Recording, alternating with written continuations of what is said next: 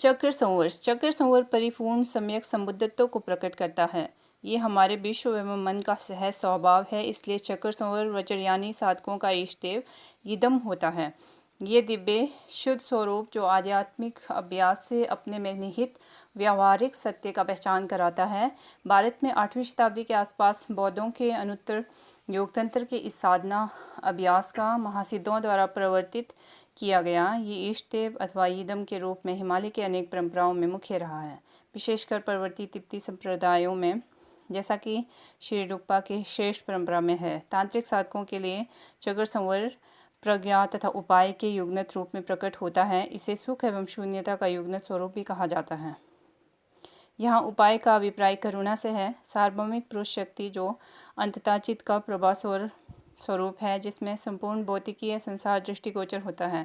प्रज्ञा सार्वभौमिक स्त्री शक्ति के लिए प्रयुक्त हुआ है, जो चित्त का स्वभावतः मुक्त शुद्ध या स्वतः शून्य स्वरूप है। शून्यता के ज्ञान द्वारा प्रातिभासिक संसार परमार्थ रूप में अग्राह्य अनंत विस्तृत जान पड़ता है, अतः शक्ति स्वरूप आनंद से पूर्ण और मायिक रूप में समर्थ प्रतीत होता है। यदि कोई बुद्धत्व की ओर अग्रसर होने की कामना करे तो साधन रूप में उपाय, कौशल्यता और प्रज्ञा के सिद्धांतों को कभी विपरीत न कर इन्हें आध्यात्मिक सार जैसा समाहित करना चाहिए।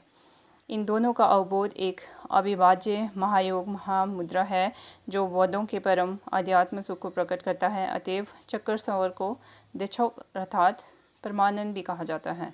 बाह्य रूप से तंत्रों में चक्र संवर को बुद्ध का रौद्र हैरुक के रूप में अवतार स्वीकार किया जाता है। ये बताया जाता है कि संसार में जब अहंकार, क्रोध और राग अत्यधिक रूप से बढ़ जाते हैं, तब उन शक्तियों और अहंकार पर विजय प्राप्त करने के लिए सहायता हेतु चक्र संवर अवतरित होता है।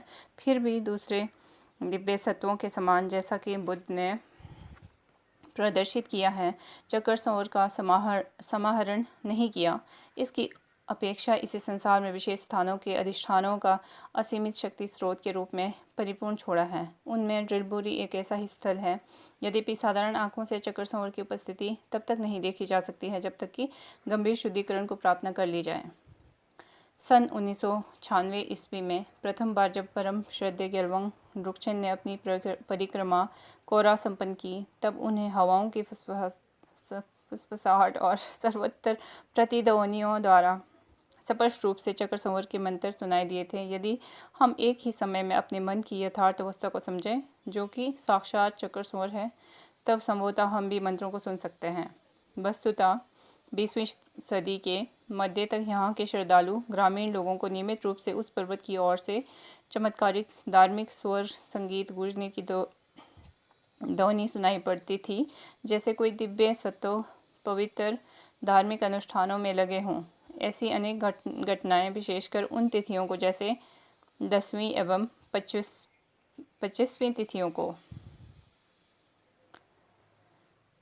जब डाक और डकनियाँ एकत्रित होते हैं, घटित होती है। इस संबंध में अनेक प्रमाणों द्वारा भी हम विस्तार कर सकते हैं। जब 19वीं सदी में गंडोला मंदिर का पुनरुद्धार किया जा रहा था, उस समय भी ऐसा ही घटित हुआ। धार्मिक अविश्वासों को त्याग कर और मन को खुला रखते हुए हम सहज रूप से यहाँ विद्यमान संबोधि ज्ञान की स्पंदनशीलता के साथ जुड़ सकते हैं। इस प्रकार के पवित्र आवास की तीर्थ यात्रा महान शुद्धिकारक है। हमें ये नहीं भूलना चाहिए कि हैरुक हमसे पृथक कोई बाह्य देवता या आत्मा नहीं है। ये मन की उच्च अवस्था है, हमारे मन का वास्तविक स्वरूप है, समस्त वस्तुओं का स्वभाव है। यदि हम अभी तक उस ज्ञान के स्तर तक नहीं पहुंच पाए हैं, तो इसके लिए साधना का पथ है, जिसके बल से यहाँ के अधिष्ठान से जुड़कर प्रज्ञा की वृद्धि कर सकते हैं। गिरजा के प्रत्येक गोम्पाओं में हम चक्र संवर के चित्रों का दर्शन करते हैं। जब कभी भी हमें इनकी प्रतिमा का दर्शन होता है, तब अपनी श्रद्धा तथा मन की ध्यान साधना की अवस्था से हम एक ही समय में इसकी भावना कर सकते हैं। इस प्रकार ये तीर्थ यात्रा के महत्व एवं उसके संबंध को बढ़ाता है। यदि हमने अभी तक चक्र संवर से प्रत्यक्षता संबद्ध होने के लिए अभिषेक नहीं लिया है, तो हम किसी और अन्य बुद्ध बोधिसत्वों से संपर्क साध सकते हैं, जैसे कि अवलोकितेश्वर चंद्रजिग, क्योंकि चक्र संवर सभी बुद्धों के पिता हैं और अंतोतगत्वा सब एक हैं।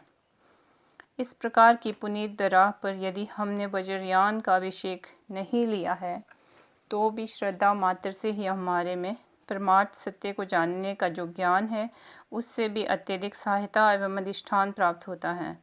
इसे प्राप्त करने की सबसे सरल विधि पूजा वंदना जैसे बैठ चढ़ावा और प्रणाम द्वारा अपने हृदय का उद्धार करना है।